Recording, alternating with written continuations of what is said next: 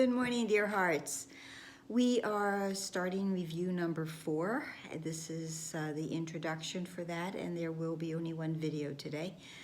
The review that we are starting now with this review and the subsequent ones that we will have as we complete part 1 of the workbook are all based around a central thought or theme.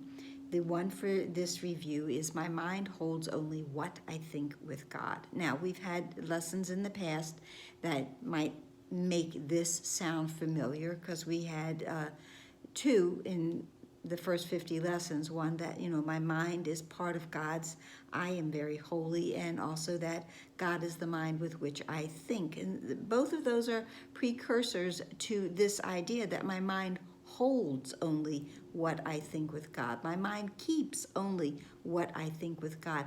And what do I hold on to and think with God? Well, those would be those holy thoughts, that because my mind is part of God's.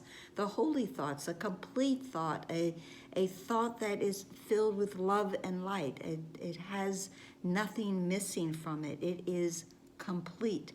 Those are the thoughts that God thinks. And those are the only ones that my mind truly holds on to. And they are only the thoughts that I want my mind to hold on to, not any of the self-deceptive thoughts, as this lesson introduction talks about, the self-deceptive thoughts, the illusory thoughts, the small thoughts, the things that are keeping me from reaching and having true forgiveness in my life. Not just a little bit of forgiveness, but whole and complete forgiveness. Not forgiveness as the ego would ascribe to it, as we've spoken of before, but true forgiveness that completely cleanses what I thought happened that did not. That is the illusion. I release that illusion. I go into true and complete forgiveness so that I can see that my mind really is only going to hold what I think with God.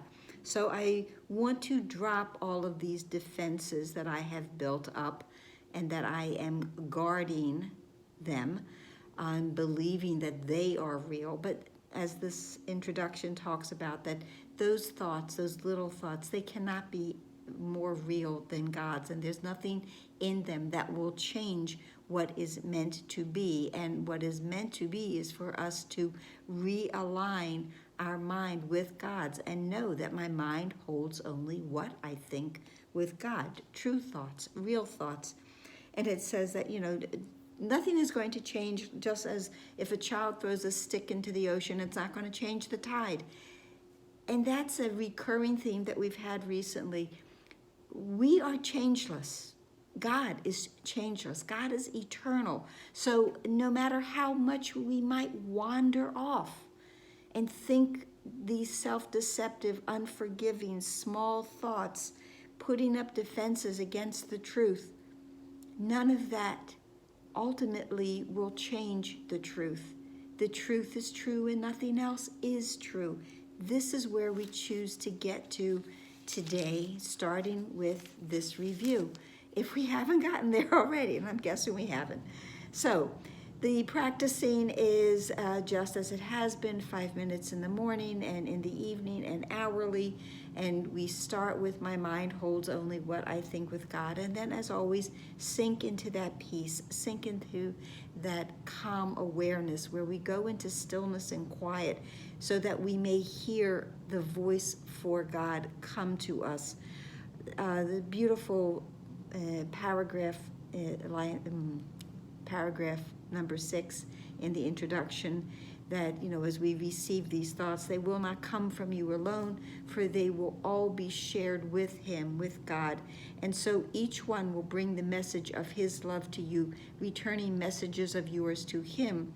So will communion with the Lord of hosts be yours, as he himself has willed it be, and his own completion joins with him. So will he join with you who are complete, as you unite with him and he with you. There is this communion, this union, this holy union between us and our Father.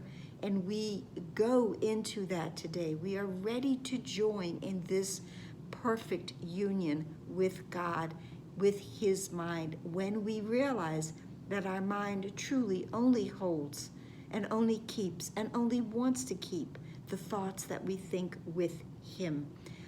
So we do in the 5 minutes in the morning and in the evening before bed, and then hourly during the day. And we will say, my mind holds only what I think with God, and then repeat also the 2 review lessons, which I'll mention in a moment. And it says we add no other thoughts. We need no other thoughts, but let these be the messages they are. We need no more than this to give us happiness and rest and endless quiet, perfect certainty, and all our Father wills that we receive as the inheritance we have of him. The inheritance we have of our Father, the full and complete joy, the relinquishment of grief, the complete peace, the relinquishment of darkness and worry and fear, the relinquishment of everything that is not of him, and in replacement, all of the gifts that he gives to us. So the 2 lessons that we are reviewing, as we say, my mind holds only what I think with God, and then forgiveness is the key to happiness, and forgiveness offers everything I want. That true forgiveness that we go into, that relinquishes every self-deceptive thought, every small thought, every illusion, every defense, everything that I have tried to use to block the path to peace and to love that I truly want to walk on and to complete my journey home to God. So that's it for today. The review lessons, the subsequent ones will probably be short, just letting you know. And we give thanks today to God for all that he has given us and continues to do so. So please like, share, subscribe, comment, and pray, and please be here tomorrow. There is one of the Facebook Course in Miracles groups that I've been asked to only post on once or twice a week. So if you got to the end of this, you heard it.